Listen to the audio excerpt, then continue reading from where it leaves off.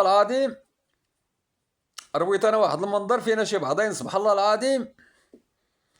بعد كيدخل الحمام للسخون كون راه صافي شد هداك السخون غاب بوحدو،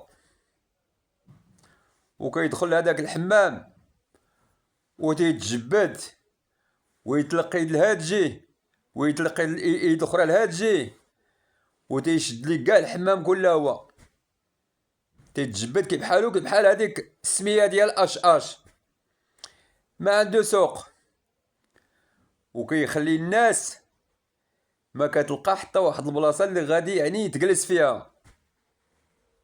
عيب كيما كان ما تحب لنفسك كان ما تحب لواحد اخر. راه الحمام بعد كتدخل الحمام السخون راه كي بحال القبر، راه كتسال فيه تا هو غير شبار وربع صباع وجوج سطوله،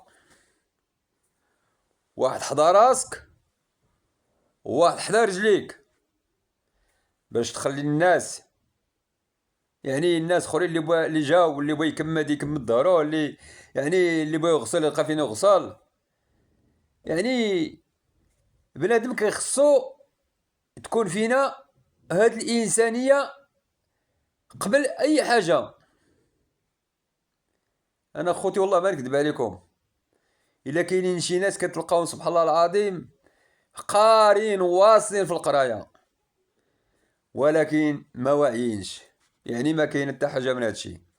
كتلقى انسان قاري وواعي وطارق لك الصل ديال الماء طايب ما كانش اسمح لي يا فلان الله يجزيك بخير تنسيق. والله خوتي الا الراجل ارخص الصل ديال الماء طايب وحرقني. وكنشوف هاد الانسان يعني ماشي شي واحد، كنشوف الراجل تبارك الله قاري ومتحضر ولكن لا حول ولا قوة الا بالله. مهما الانسان الا ما كانت له عايره ما كاين والو. كنطلب ربي تعالى الله يرضى بينا جميع والسلام عليكم.